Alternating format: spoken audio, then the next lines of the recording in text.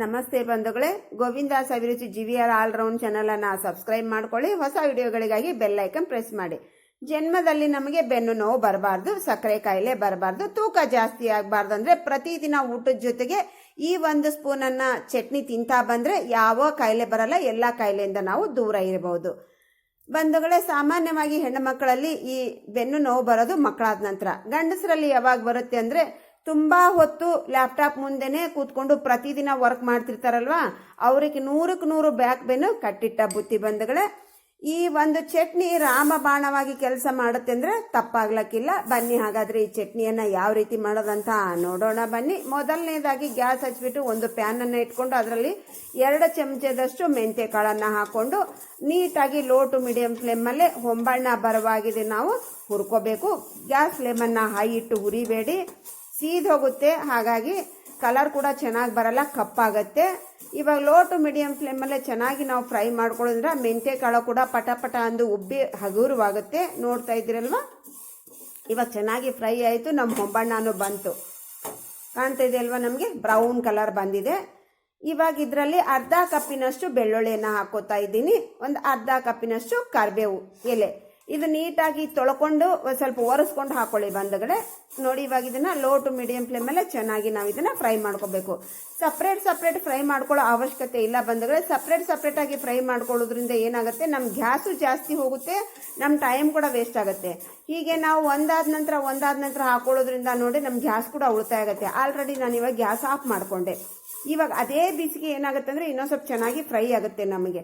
ಈಗ ಈ ಟೈಮ್ನಲ್ಲಿ ಕೊಬ್ಬರಿ ಒಂದು ಅರ್ಧ ಕಪ್ಪಿನಷ್ಟು ಒಣ ಕೊಬ್ಬರಿಯನ್ನು ಕಟ್ ಮಾಡ್ಕೊಂಡು ಹಾಕೋತಾ ಇದ್ದೀನಿ ನಾನು.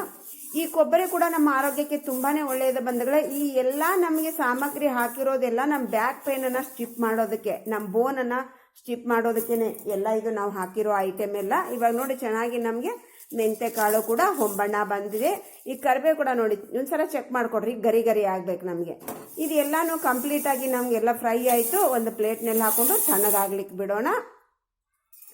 ಈಗ ಅದೇ ಪ್ಯಾನ್ನಲ್ಲೇ 1 ಸ್ಪೂನಷ್ಟು ಎಣ್ಣೆಯನ್ನು ಹಾಕ್ಕೊಂಡು ನಾವು ಒಂದು 15ರಿಂದ 16 ಬ್ಯಾಡಿಗೆ ಮೆಣಸಿನ್ಕಾಯಿನ ತಗೊಂಡಿದ್ದೀನಿ. ಇದಕ್ಕೆ ಡಸ್ಟ್ ಇರುತ್ತೆ ಬಂಧುಗಳೇ. ಇದು ಒಂದು ಬಟ್ಟೆ ತಗೊಂಡು ಒರೆಸ್ಕೊಂಡ್ಬಿಟ್ಟು, ಒಣ ಬಟ್ಟೆಯನ್ನು ತಗೊಂಡು ಒರೆಸ್ಕೊಂಡು ನಾವು ಯೂಸ್ ಮಾಡೋದ್ರಿಂದ ತುಂಬಾನೇ ಒಳ್ಳೆಯದು ಬಂಧುಗಳೇ. ಹಾಗೆ ಬಟ್ಟೆ ತಗೊಂಡು ಒರೆಸ್ಕೊಂಡೆ ನೀವು ಕೂಡ ಯೂಸ್ ಮಾಡ್ಕೊಳ್ಳಿ. ಇವಾಗ ಎಲ್ಲಾನು ನಾವು ಒರೆಸ್ಕೊಂಡು ನೀಟಾಗಿ ಕ್ಲೀನ್ ಮಾಡಿಕೊಂಡೆ. ಅದನ್ನು ನೋಡಿ ಆ ಎಣ್ಣೆ ಹಾಕಿರುವ ಪ್ಯಾನ್ನಲ್ಲಿ ಹಾಕ್ಕೊಂಡು ಲೋ ಟು ಮೀಡಿಯಂ ಫ್ಲೇಮ್ ಚೆನ್ನಾಗಿ ಇದನ್ನು ನಾವು ಒಂದು 2 ನಿಮಿಷ ಹುರ್ಕೊಂಡ್ರೆ ಸಾಕು, ಗರಿ ಆಗುತ್ತೆ. ಇದು ಚಟ್ನಿ ಸಾಮಾನ್ಯವಾಗಿ ಬಾಣೆತನದಲ್ಲಿ ಜಾಸ್ತಿ ಕೊಡ್ತಾರೆ ಬಂಧುಗಳೇ. ಆವಾಗ ನಾವು ಜಾಸ್ತಿ ತಿಂತೀವಿ. ಈ ಪ್ರತಿದಿನ ಒಂದೇ 1 ಸ್ಪೂನ್ ತಿಂದರೆ ಸಾಕು ಬಂಧುಗಳೇ. ನಮ್ಮ ಬೋನ್ ಸಾಯೋವರೆಗೂ ಕೂಡ ನಮ್ಮ ಬೋನ್ ಸ್ಟಿಪ್ ಆಗಿರುತ್ತೆ ಬಂಧುಗಳೇ. ಸಕ್ಕರೆ ಕಾಯಿಲೆನೂ ಬರಲ್ಲ, ವೇಟೂ ಜಾಸ್ತಿ ಆಗಲ್ಲ ಬಂಧುಗಳೇ. ನೋಡಿದ್ರಲ್ವಾ, ನಮ್ಮ ಹೇರ್ ಫಾಲ್ ಆಗೋದು ಕೂಡ ಕಡಿಮೆ ಆಗುತ್ತೆ. ಎಷ್ಟು ಉಪಯುಕ್ತ ಇದೆ ಅಲ್ವಾ ಈ 1 ಸ್ಪೂನ್ ಚಟ್ನಿ, ಎಷ್ಟೊಂದು ಉಪಯುಕ್ತ ಇದೆ ಅಲ್ವಾ. ಎಲ್ಲ ಕಾಯಿಲೆಯಿಂದ ಮುಕ್ತ ಆಗಿರಬೇಕು ಅಂತಂದರೆ ದಿನಾ ನಾವು ತಪ್ಪದೇ ಈ 1 ಸ್ಪೂನ್ ಚಟ್ನಿಯನ್ನು ತಿಂತಾ ಬರಬೇಕು ಬಂಧುಗಳೇ. ಇವಾಗ ನೋಡಿ, ನೋಡ್ತಾನೆ ನಮ್ಮ ಮೆಣಸಿನ್ಕಾಯಿ ಫ್ರೈ ಆಯಿತು. ಗ್ಯಾಸನ್ನು ಆಫ್ ಮಾಡಿಕೊಂಡು ತಣ್ಣಗಾದ ನಂತರ ಮಿಕ್ಸಿ ಜಾರ್ನಲ್ಲಿ ಹಾಕೋತಾ ಇದ್ದೀನಿ. ಎಲ್ಲ ಹುರಿದಿರುವಂಥ ಸಾಮಗ್ರಿಯನ್ನು ಹಾಕೋತಾ ಇದ್ದೀನಿ. ನಂತರ ನೋಡಿ ನಾವು ಫ್ರೈ ಮಾಡ್ಕೊಂಡಿರುವ ಮೆಣಸಿನ್ಕಾಯಿನೂ ಕೂಡ ಹಾಕ್ಕೊಂಡೆ. ಮತ್ತು ಇದರಲ್ಲಿ ಕೆಲವೊಂದು ಸಾಮಗ್ರಿಯನ್ನು ನಾವು ಸೇರಿಸಬೇಕಾಗತ್ತೆ, ಅದನ್ನು ಕೂಡ ಹಾಕೊಳ್ಳೋಣ. 1 ಸ್ಪೂನ್ ಕಲ್ಲುಪ್ಪನ್ನೇ ಹಾಕೊಳ್ಳಿ, ನಮ್ಮ ಆರೋಗ್ಯಕ್ಕೆ ತುಂಬ ಒಳ್ಳೆಯದು. 1 ಹಿಡಿಯಷ್ಟು ಹುಣಸೆಹಣ್ಣ ಕಡ್ಡಿ ಎಲ್ಲ ತೆಗೆದು ಕ್ಲೀನ್ ಮಾಡ್ಕೊಂಡಿರೋದು, ಅರ್ಧ ಕಪ್ಪಿನಷ್ಟು ಬೆಲ್ಲ ಹಾಕಿ 50% ಇದನ್ನ ರುಬ್ಕೊಂಬರ್ಬೇಕು.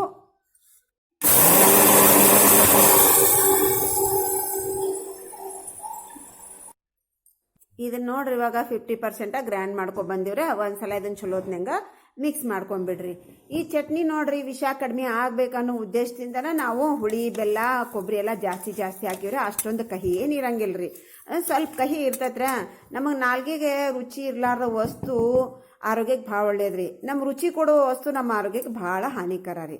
ನಂತರ ನೋಡ್ರಿ, ಇದ್ರೊಳಗೆ ಒಂದು ಅರ್ಧ ಸೂಡಿನಷ್ಟು ಕೊತ್ತಂಬರಿ ಸೊಪ್ಪನ್ನು ನೀಟಾಗಿ ತೊಳ್ಕೊಂಡು ಹಾಕೊಂತಿದ್ದೀನಿ. ಸ್ವಲ್ಪ ನೀರು ಹಾಕಿದನ್ನು ನಾವು ಸ್ವಲ್ಪ ತರಿಯಾಗಿ ರುಬ್ಕೊಂಬರ್ಬೇಕ್ರಿ.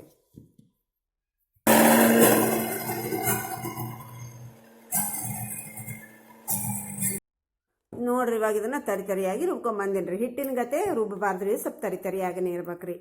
ಇದು ನೋಡ್ರಿ, ನೀರನ್ನು ಜಾಸ್ತಿ ಹಾಕಬಾರ್ದ್ರೆ, ಇದಕ್ಕೆ ಇಷ್ಟು ಗಟ್ಟಿನೇ ಇರ್ಬೇಕು. ಅಂದ್ರೆ ಚಟ್ನಿ ಭಾಳ ಚಲೋ ಇರ್ತೈತಿ, ನಮಗೆ ರುಚಿ ನೋಡ್ರಿ ಇಷ್ಟೇ ಇರ್ಬೇಕ್ರಿ ನಮ್ಗೆ. ಇದನ್ನ ಇವಾಗ ಒಂದು ಏರ್ಟರ್ ಬಾಕ್ಸ್ನಲ್ಲಿ ಹಾಕಿ ಮುಚ್ಚಳ ಮುಚ್ಚಿ ಇಟ್ವಿ ಅಂದ್ರೆ ನೋಡ್ರಿ ತಿಂಗಳವರೆಗೆ ನಾವು ಯೂಸ್ ಮಾಡ್ಕೋಬಹುದು. ಇದ್ರಾಗ ಹುಣಸೆಹಣ್ಣು ಜಾಸ್ತಿ ಹಾಕಿ ಮಾಡೋದ್ರಿಂದ ಬೇಗನೆ ಇದು ಹಾಳಾಗಂಗಿಲ್ರಿ. ಫ್ರಿಜ್ನಾಗ ಇಟ್ರೆ ನೋಡ್ರಿ ಎಷ್ಟು ದಿವಸ ಬೇಕಂದ್ರೆ ಅಷ್ಟು ದಿವಸ ಯೂಸ್ ಮಾಡ್ಕೋಬಹುದ್ರಿ. ನೋಡಿದ್ರೌದಿಲ್ರಿ ಚಟ್ನಿ ಯಾವ ರೀತಿ ಮಾಡ್ಕೋಬೇಕಂತ ಹೇಳಿ ಅರ್ಥ ಆಯ್ತೋದಿಲ್ರಿ.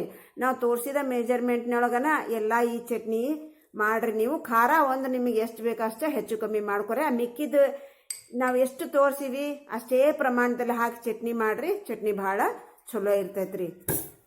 ಈ ಚಟ್ನಿ ರೆಸಿಪಿನ ಆದಷ್ಟು ನಿಮ್ಮ ಬಂಧು ಸರ್ಕಲ್ಗೆ ಶೇರ್ ಮಾಡ್ರಿ. ಯಾರೆಲ್ಲ ಸಬ್ಸ್ಕ್ರೈಬ್ ಮಾಡ್ಕೊಂಡಿಲ್ಲ ಸಬ್ಸ್ಕ್ರೈಬ್ ಮಾಡ್ಕೊಳ್ಳಿ. ಸಬ್ಸ್ಕ್ರೈಬ್ ಮಾಡ್ಕೊಂಡವರು ಒಂದು ಲೈಕ್ ಕೊಡ್ರಿ. ಇವತ್ತಿನ ರೆಸಿಪಿಯನ್ನು ಇಲ್ಲಿ ಮುಗಿಸ್ತಾ ಇದ್ದೀನಿ. ಇನ್ನೊಂದು ರೆಸಿಪಿಯಲ್ಲಿ ಸಿಗೋಣ. Thanks for watching. ಬಾಯ್.